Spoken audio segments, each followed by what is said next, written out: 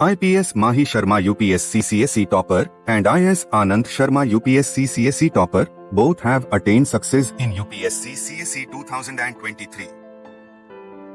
Can you guess what's common between them?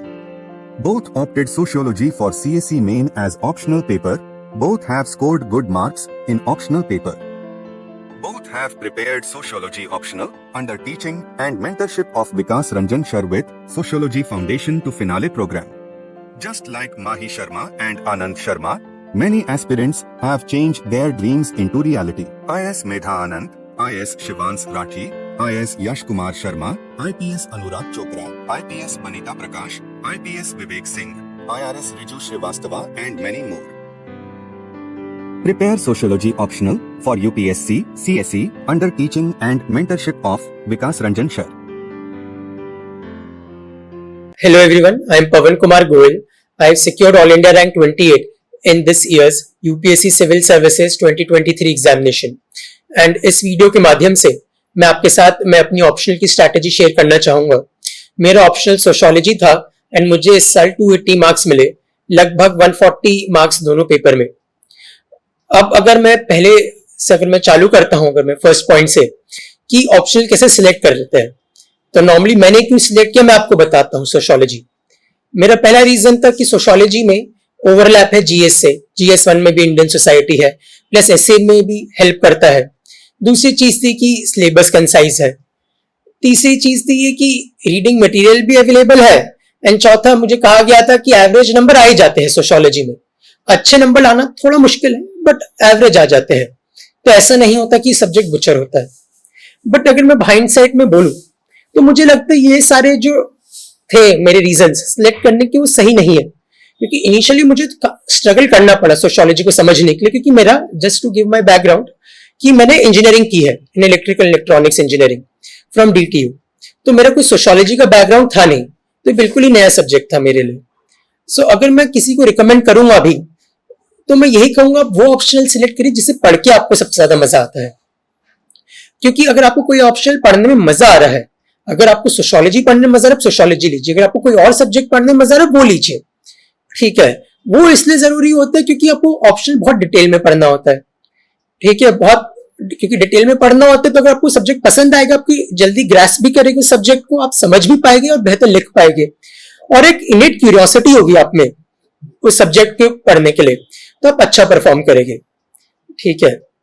सो मुझे एक लगता है कि मैंने ये एक इनिशियली गलती की थी, दो अब मेरे अच्छे नंबर आए इस अटेम्प्ट में.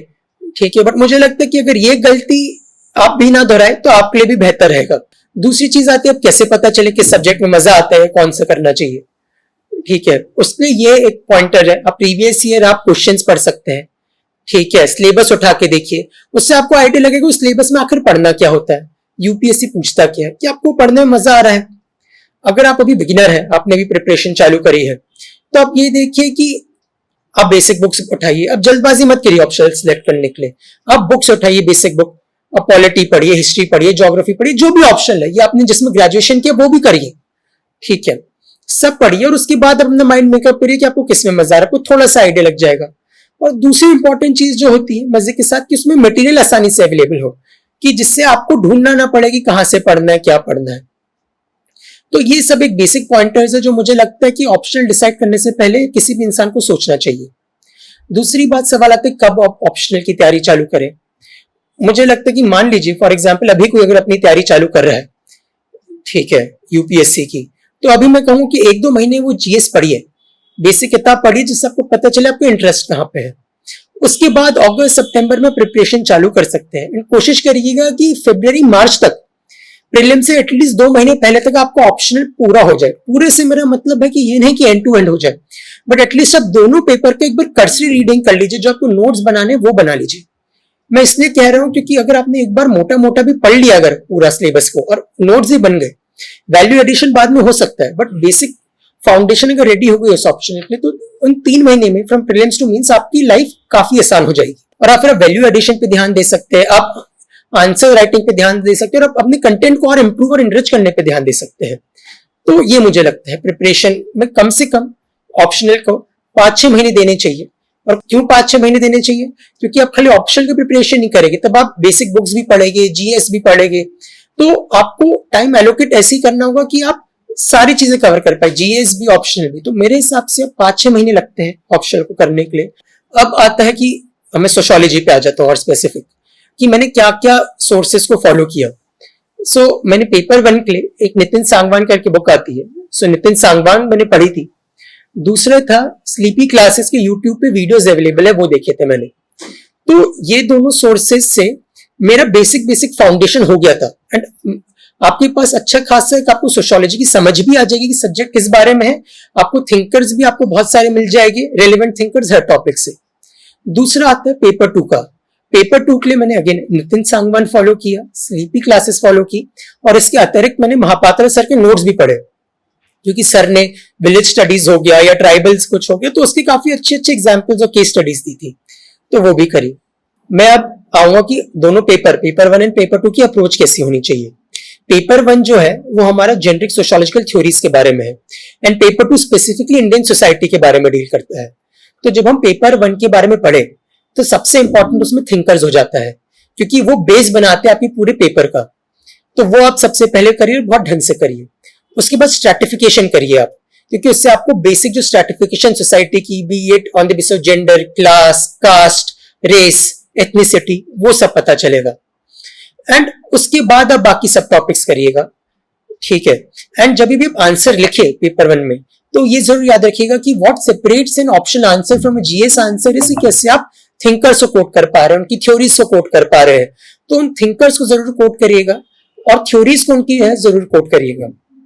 और इसके अलावा क्या करिएगा, आप डेटा भी यूज कर सकते हैं, कोई कमिटी भी आप यूज कर सकते हैं, कोई आप एग्जाम्पल जरूर कोट करिएगा। जितना मैंने देखा है कि आप थ्योरी को आप एग्जाम्पल्स के साथ सब्सटैंशिएट करेंगे, स्पेशली कंटेम्प्रेरी एग्जाम्पल्स के साथ, उतना ही अच्छा होगा, ठीक है। और इससे क्या होगा, और आप कैसे एग्जाम्पल कोट कर सकते हैं, जब भी आप अखबार पढ़े, ये कुछ भी करंट अफेयर्स का आप कर रहे हैं, तो आपके बैक ऑफ माइंड में होना चाहिए। आप एक बार सोशियोलॉजी का सिलेबस लेके बैठिएगा कि अच्छा क्या क्या हेडिंग्स है मेरे चैप्टर की, और उन हेडिंग्स के हिसाब से आप देखिएगा कि अच्छा कि मैं ये जो करंट अफेयर है क्या मैं किसी हेडिंग में डाल सकता हूं क्या इसको, ठीक है। मान लीजिए किसी कंट्री में प्रोटेस्ट हो रहा है, मान लीजिए ईरान में विमेन प्रोटेस्ट कर रही है, कहीं पे भी प्रोटेस्ट हो रहा है फॉर एग्जाम्पल, ठीक है। तो क्या मैं इससे social protest, revolution, social movement के उस पर्सपेक्टिव के मैं एक एग्जाम्पल की तरह यूज कर सकता हूं, ठीक है। ये कोई ऐसी रिपोर्ट आती है, मान लीजिए ऑक्सफैम रिपोर्ट आ गई, कुछ आ गई, तो क्या मैं उसे इनइक्वालिटी के एग्जाम्पल के लिए कोट कर सकता हूं। तो जस्ट मैं आपको एग्जाम्पल दे रहा हूं कि करंट अफेयर्स को आप कैसे यूज कर सकते हैं in conjunction with sociological theories to enrich your answers, ठीक है। अब तीसरी चीज पे आ जाते हैं। पहला थिंकर जरूर कोट करेगा, दूसरा हो गया कंटेम्प्रेरी एग्जाम्पल, डेटा कमिटी। तीसरी चीज आती है जो मैंने इस बार जरूर की कि पेपर 2 के भी थिंकर्स का पेपर 1 में जरूर कोट करिएगा। कि मान लीजिए आप मार्क्सिज्म के बारे में बात कर रहे हैं, तो आप ए आर देसाई की स्टडी के बारे में बात कर सकते हैं, social background of Indian nationalism, ठीक है। तो इससे क्या होता है, हमें साइलोज में नहीं सोचना। जब भी आप सोशियोलॉजी का आंसर लिखिए, फ्री फ्लो करके लिखिए, ठीक है। पेपर 2 के कंटेंट पेपर 1 में यूज करिए, पेपर 1 के पेपर 2 में यूज करिए, एग्जांपल्स यूज करिए, डेटा यूज करिए, एंड थिंकर्स और उनकी सोशियोलॉजिकल थ्योरी तो यूज करनी ही करनी है। अब इसके बाद आता है पेपर 2। पेपर 2 में क्या है, मैं आपको कहूंगा कि आप जितनी केस स्टडीज आपके पास है, मान लीजिए विलेज स्टडीज है, आप जितने एग्जाम्पल कोट कर सकते हैं, जितने थिंकर्स ने अलग अलग करा है, ठीक है। एम.एन. श्रीनिवास ने कहीं पे किया है, ठीक है, एंड्रे बेटे ने कहीं पे किया है, ये और भी इतने सारे सोशियोलॉजिकल थिंकर्स ने अलग अलग जगह विलेज स्टडीज की है, कुछ भी किया है, केस स्टडीज कोट करिए, एग्जाम्पल को जरूर कोट करिए आप इंडियन कॉन्टेक्स्ट में, जो भी करंट अफेयर्स में हो रहा है उसके हिसाब से एग्जाम्पल को कोट करिए। और आप इसमें पेपर 1 के भी, जैसे मैंने कहा, पेपर 2 में जरूर आप थिंकर को यूज करिए। कई बार जो सेक्शन सी होता है, खासकर इसका पेपर 2 को हमें समझ ही नहीं आता, उससे अप्रोच कैसे करें, उसके रीडिंग मटेरियल नहीं मिलता ढंग से। तो आप अगेन जो मैंने सोर्सेज बताए उनमें आपको रीडिंग मटेरियल मिलेगा, बट आप क्या कर सकते हैं, आप उनमें कंटेम्प्रेरी एग्जाम्पल जितने डालेंगे ना उतना वो रेलेवेंट होता है, ठीक है। मान लीजिए आप कुछ माइग्रेंट्स के बारे में कह रहे हैं, तो आप रिवर्स माइग्रेशन भी लिख सकते हैं, जो हमने कोविड के टाइम पे देखा था, ये एक एग्जाम्पल हो गया, ठीक है। आप कुछ कोई भी आपका जो भी इंडियन सोसाइटी में कुछ भी हो रहा है, मान लीजिए कोई कॉन्फ्लिक्ट हो रही है या कुछ अच्छा भी हो रहा है, तो आप एग्जाम्पल जरूर कोट करेंगे उनमें सब्सटैंशिएट करने के लिए, क्योंकि उसमें वो थोड़ा जीएस का टेंज आ ही जाता है उन आंसर्स में। अपार्ट फ्रॉम दैट हमें कोशिश करनी की पेपर 2 में जो हमने इन जनरल थिंकर्स पढ़े हैं, ये पेपर 1 में भी जो पढ़े, क्या हम उनको यूज कर सकते हैं। अब आते कई बार कुछ ऐसे क्वेश्चंस आते हैं पेपर में जिनमें डायरेक्टली सोशियोलॉजी से रिलेटेड नहीं होते। For example sociology of interlinking of reverse हो गया, सोशियोलॉजी ऑफ कोविड-19 पैंडेमिक हो गया, मैं सब फॉर एग्जाम्पल मैं आपको कह रहा हूं। तो आप कैसे से अप्रोच करेंगे, ये तो कहीं आपको बुक में मिलेगी नहीं, तो इसलिए आपको सिलेबस पता होना चाहिए। क्योंकि जो सिलेबस में जो आपकी चैप्टर्स की हेडिंग है, रिलीजन, पावर, स्ट्रैटिफिकेशन, ठीक है, थिंकर्स हो गया, किनशिप, आप इन सबको यूज कर सकते हैं अपने आंसर बनाने के लिए।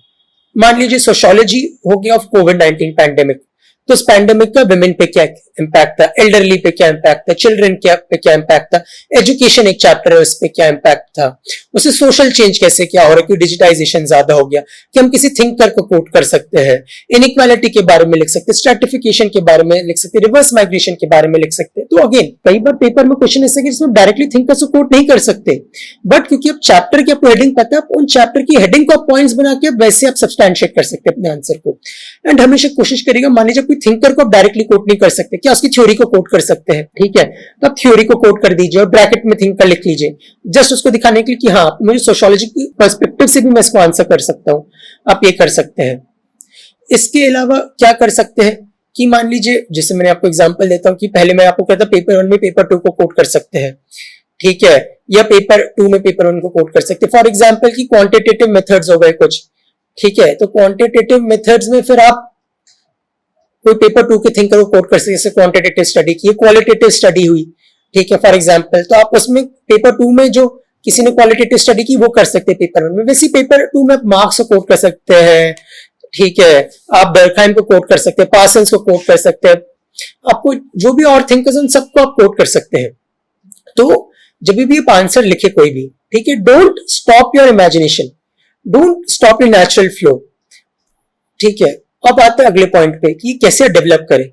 इसका बेस्ट तरीका है कि आप आंसर राइटिंग करें। आप जो पुराने टॉपर्स आप उनके आंसर्स पढ़े, आप उनके आंसर पढ़ेगा, आपको समझ में आएगा कि आंसर्स को अप्रोच कैसे करते हैं, वो कैसे किसी पर्टिकुलर आंसर को, अगेन सोशियोलॉजिकल जो टिपिकल सोशियोलॉजिकल आंसर है उनको कैसे लिखते हैं, उसमें कैसे कंटेंट एनरिचमेंट करते हैं, उसमें अपने आंसर्स को दूसरों के आंसर से कैसे डिफरेंशिएट करते हैं।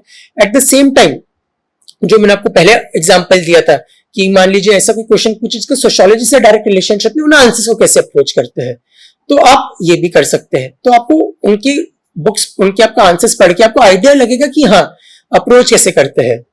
तो ऐसे आंसर राइटिंग करनी है बोथ पेपर 1 एंड पेपर 2 में।